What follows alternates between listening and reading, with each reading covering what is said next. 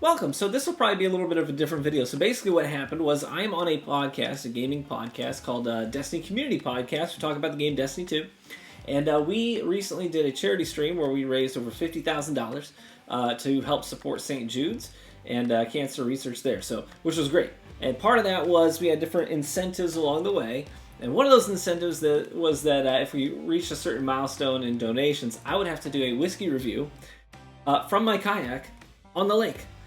And so I did. I went ahead and shot that. I do have to apologize that I had wanted to do it sooner than I did it, but I had a pretty intrusive jaw surgery, which ended up being weeks of recovery. And during that time, it was really difficult to, drink and taste and review whiskey, and to articulately form words was also a bit of a challenge without drooling on myself. So, anyways, all that aside, I got around to doing it. It was really fun to do, honestly. The catch is that my kayak days are mornings before school.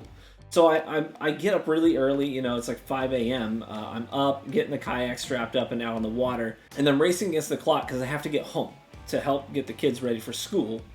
So because of that, it's kind of dark out when I typically kayak. Usually sunrise happens as I'm pulling out of the water. So I was kind of racing against the clock doing this whiskey review. Because of that, during the whiskey review, actually you can see the sun rising in the process of me doing this review, but I had to get it done and get out of the water because the lake's like a solid half-hour drive for me to get back home and get the kids ready for school. But in that review, we are talking about Belfour. So Belfour might be a name, if you're a hockey fan, you might be familiar with the name. Yes, it is that guy. It is. So when he retired, he decided to become a distiller, or open up a distillery. And so this is a Texas distillery. It's bourbon. And they finish it in Texas pecan wood, which is a very interesting thing. But I talk about that in the video, but I wanted you to be able to see the bottle, because I talk about the bottle and I've got some B-roll footage we'll revisit. So I know it starts out a little dark. It ends up just fine. Hopefully you enjoy it. Well, it is very dark this morning. I'd hope for a little extra light. And the sun should be up soon. But the problem is I've been waiting on it to come up, and I gotta get back to the house to get the kids ready for school. Okay, so the sun's it's trying to peek up over the tree line. And when it does, we'll have a little extra light. Maybe about 10 minutes or so. I don't know if the mic picked that up, that fish jumping, but that was a big old chunker. So just pretend for me, if you will, that it's bright and lovely outside.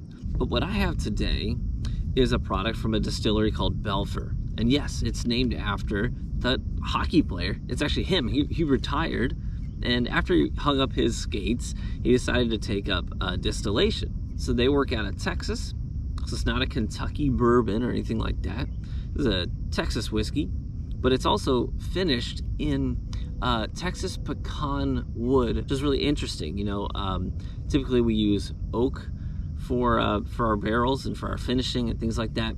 So for him to be using pecan wood is sort of his I want to try something different. So I found that to be pretty intriguing. I've got B-roll footage of the bottle itself, which also has this really classy, I don't know, I almost feel like old rich people on the Titanic kind of a vibe to this bottle, and I think aesthetically very pleasing in terms of the marketing.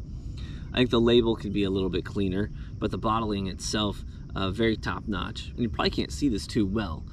So I'll make sure it has some B-roll footage of the whiskey as well so you can see the color. But it isn't, I expected it to be darker, you know what I mean? So it's not super high in proof, but it's not super low either. It's in the 90s, which is fine. I have a Glencairn in a kayak. But here, now we have a pour. Cheers, a little sunrise pour. The nose is sweet and caramely, but also with that nutty vibe, like a pecan pie, which might be a little too on the nose. Maybe the pecan finish is putting that in my mind. It has a somewhat earthy quality to it on the nose as well, almost like autumn leaves. Let's try it. The palate is much different. Right up front on the tip of the tongue, it's almost like a sugary candy sweetness, like a Sweet Tarts, Smarties. That kind of a powdery sweetness on the tip of the tongue. A little bit of peppercorn in there too. A little bit of spice towards the tail end of the palate. And I guess some even like campfire-y sort of notes on that as well. But it's sweet on the front end, and then it's more savory and salty on the end, almost like bar nuts, you know what I mean? And maybe even like peanut shell. Well, that certainly isn't bad. If I was going to rate it, I think I would say, I think the most appealing part about this whiskey is the finish. And I think that finish, those savory nuts, that peanut shell, that savory finish that it has, while clinging on to some of the sweetness from the beginning of the taste, I think that comes mainly from the pecan wood finish, which I think is a really novel thing, and I don't think it fails. I think that part of it works. What I'm struggling with is the juice itself. It tastes pretty young, tastes pretty underdeveloped. I think maybe want a few more proof points on this. Don't dilute it down quite so much. Let your juice kind of shine a little bit too, because you don't want the finish to be the only thing that's memorable. And for me, that's where I'm at with this. That pecan wood finish is the only thing that's memorable about the taste, and that comes on the tail end of it. I want to enjoy every part of the sip. So I think that if they maybe age it a little bit longer, so it's not quite as young whiskey in the glass, and then they do the finishing process, then they might have a more mature whiskey that's had time to really develop some of those great flavors that come with age.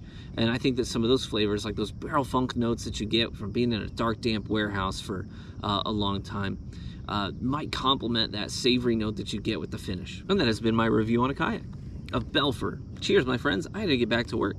Thank you so much for watching. I know this was weird, wasn't it? But that's okay. Weird is okay every now and then. Ooh, sun's starting to come up. Maybe I can turn the camera around, you can see a little bit. But cheers, my friends. May you live richly and get better with age. You know, like whiskey does.